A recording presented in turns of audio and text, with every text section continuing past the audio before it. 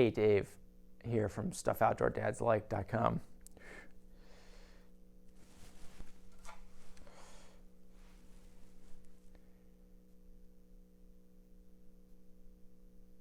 Hey, Dave.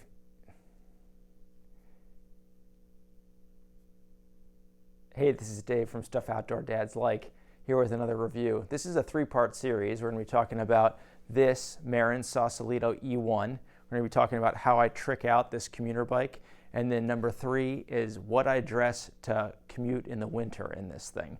So this is the first part of the series, just about the Marin Sausalito E1 and how awesome it is as a commuter or just an e-bike in general, especially if you come from a mountain biking background and you actually want to ride your bike for exercise and don't want it to just do all the work for you.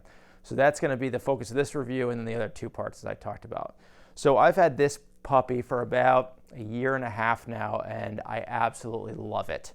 I've made almost no changes to it in terms of the way it came stock, and then you've seen I've added some accessories, which we'll talk about in that other video. So first, price. So this puppy retailed for $2,500, and I picked it up on Jensen USA for around $2,200. It was also discounted on the Pros Closet, which I have another review about, and I'll try to put in the description, which I love. I love the Pros Closet website. The only reason I didn't purchase it from them originally was because they had a sale that ended on Sunday, and I was just waiting for my credit card to cycle so I could have another 30 days to pay for an expense that's not the most expensive bike, but $2,200 on a family budget still is pretty tight. So that seems like a lot of money. Now, if you look at the e-bike space, I think this is a pretty good bargain. There are cheaper bikes like Rad Bikes and some other companies that sort of appeal to people who aren't really into biking in my mind. They have like pretty small tires, they're pretty fat, there's a lot more power, like they get you 28 miles per hour. This bike only assists up to 20 miles an hour. But I think as I go through the review, you're gonna see that there's certain things about this bike that really make it great for someone who likes biking and wants just a little bit more assistance to sort of take the barrier away from riding to work every day or riding it more often, which is what it was for me. So I live about 7 miles from my employer, and I have 2 pretty large hills between here and there. So to start getting into biking, I ended up riding the bikes that I had in the garage that were collecting dust. So I had an old road bike that might have been older than me that had 8-speed Dura Ace, and it was all steel with drop bars. And what I found was I kind of quickly got into the limitations of that bike.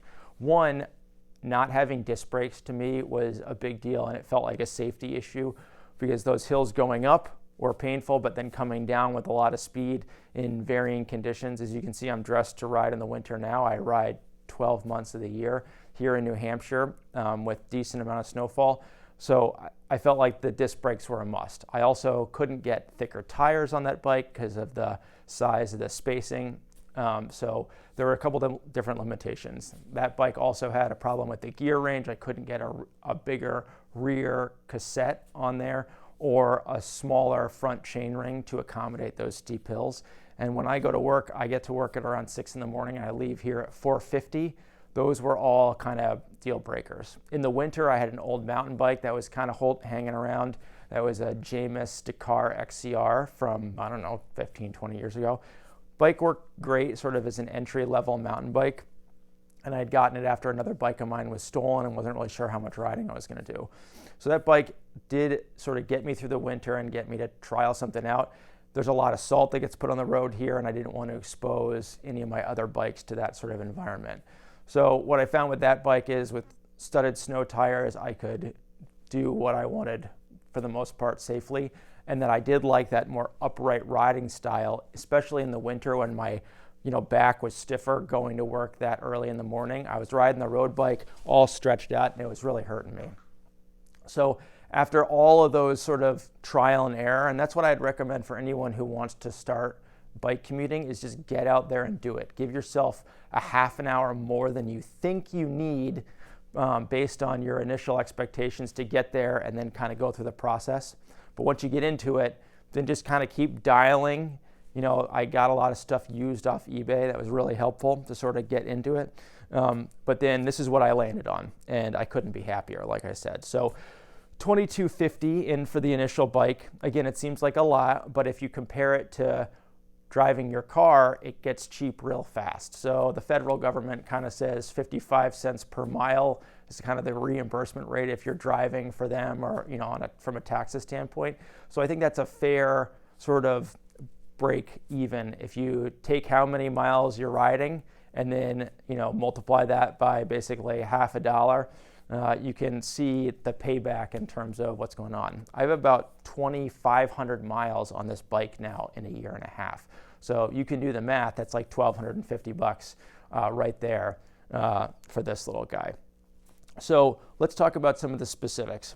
So this is a 650B size tire, front and rear, which I think combines some of the best of kind of both worlds. A 700C, if you're kind of talking about pure speed on like a road bike platform, might be the best. But the 650B allows for a little bit more cushion with the tire to make it a little bit softer ride. And they come with a really nice set of WTB tires that have a tan sidewall. And you can see that's not what's on the bike now because we're in winter mode. And I'll sort of talk about that in my other review where I talk about how I've accessorized this, because it wasn't sort of standard fare. But the tires, it's like a semi-slick that's on there, and they've held up really well. They've been really puncture resistant. You can pump them up to decent pressure, and on a flat road or even slight uphill, it's not hard to get up to 20 miles per hour, which is where the motor caps out on this. At that speed, you still are doing a decent amount of work to get to work, but it's not crazy. The thing about e-biking that I've found compared to riding my regular bikes is that I end up being at a higher cadence with lower torque more often. When it comes to torque, I think this motor is rated for like 40 Newton meters of torque. The numbers I think are not important. The E1 has less torque than the E2, which is sort of the bike up in the line. The E2 also comes with some front suspension, and it might have one more gear in the cassette. What I'm telling you is if you want to ride a bike and want to have some exercise, this is plenty of power to have. It really, again, breaks through that barrier of I don't want to ride today. It's windy, it's cold, it's hot. It's too hot, I'm going to be sweating to work. So I get to work, I'm less sweaty than I would be if I didn't have it. And if there's a really hard headwind like in the spring, it gives you power to be battling against that instead of just basically standing still going into like an April wind. So tires, motor. This is a center drive motor system, so it's right through basically the bottom bracket. It works great. I haven't had any problems with it. This comes with a chain guard covering it. It snapped off for me a year and a half in. It broke probably a month and a half ago. I talked to Marin tech support as I was trying to replace my drivetrain after about a year and about 1,000 miles of riding. I probably should have done it sooner than that, but didn't want to replace it midwinter and just have it get that salt load on it again. And they were really nice and sent me the link because I couldn't find where to get this front chain ring with the guard protector like it had. So it's really nice. This is a 1x10 Dior drivetrain on the back. Shifting is crisp and there's plenty of gear range, but not too much. I think they've really done a nice job about putting this bike in a price point and still giving you decent gearing. I think, again, if you compare it to like some of those rad bikes and you look at the shifters and derailleurs that are on those, if you're used to things shifting well because you've been riding mountain bikes or road bikes, I think you're going to be disappointed. You're not going to be disappointed with the way that this bike is set up. Every decision was intentional in my mind, and I think they really did a nice job with the whole part spec. So that's shifting. Pedals, that is one thing that I've switched out. I think it comes with just a basic flat pedal. Again, we'll sort of talk about that in the review of all my accessories. And then it's got this front fork here. Now you can see that there's some different spots to attach different types of panniers and things, which is great. I don't know why they didn't drill out down here for where I put my fenders on. That'd probably be my only complaint with the whole bike. why did you not thread those? It doesn't make any sense. But that was easy enough, just with putting a nut that came with the fender set on there, and then just taking a hacksaw on the inside to make sure there wasn't a lot of extra screw. That sort of took care of it. The nice thing about this fork as well is it's a steel fork. Now, the downside of that is in New Hampshire, where there's a lot of salt on the road in the winter, that fork might need to be replaced down the road. But the upside is I think it gives it a softer ride. With the rest of the aluminum frame, you might get beaten up a little bit, but it's not too bad. I think if you're balancing weight and performance, once again, I think they nailed it. This bike is 43 pounds as it comes from the manufacturer. So it's light enough to lift up on the back of your rack without a problem. It's light enough to pedal if your power goes out. In other words, you haven't charged your battery for enough time to get to and from work. So I've had that problem a couple times. Yeah, it's slower, and you notice that it's 43 pounds, and there's some resistance from the motor when the motor's not powered, but for the most part, it works great. Let's see, there's a kickstand on the back, super nice. It's nice to have that. For a hardcore biker, that sort of seems lame, but honestly, for a bike like this, works great. It comes with a little Incredibell on there to ding to let people know you're coming through. That's awesome as well. Wheel set's great as well. It seems like a good combination, again, of price, weight, and durability. They've held up well. They've stayed in true. So good call on that there. It's just a Marin House brand hub and rim combination. It's got Tektro hydraulic disc brakes, which again, price, durability, function, I think they hit the sweet spot. All these things can be upgraded later if you find out that, man, I'm riding a ton and it'd be great to have an XT hydraulic disc brake. But I think, again, with all these things in balance, getting in with a $2,200 starting price is a lot cheaper than like a Trek or Specialized. You're talking easily in the $3,000 or $4,000 range for one of those things. So again, compliments to Marin on a great part spec with this guy. Let's talk about battery and range. So what they claim is 55 miles on this battery in terms of power. Now, I'll tell you, when I'm riding to work and riding home, I got kids at home, my wife's at home waiting for me to put them in the bath, to put them down, everybody's tired. I got this thing on full power. So it basically gives you low, medium, high power, just 3. It's got a very small digital display that's right here, and you can just easily toggle between those 3 settings. And it gives you range on here. There's also an odometer, which is how I knew how many miles I'd ridden. So again, it's simple. It's not going to give you everything. The one thing that I would love is actually a digital clock on here, just because if I'm riding to work and I'm like, it's taking a little bit longer than I thought, there's a lot of snow on the road, I was going a little slower, how late am I, or how much time am I going to have to ride there? But that would have been another addition, I think. Once again, happy with what it is. So I'm always on 3 is the bottom line. I'm always at max power. So originally when I bought this, I was getting 3 round trips with a big hill on either end of my ride. So the last mile is basically straight uphill. On my other bikes, I was in the granny gear the whole time, standing up to try to turn over the pedals. So with that, 3 round trips is pretty impressive. So about 15 miles for each round trip. So I was getting 45 miles out of a battery.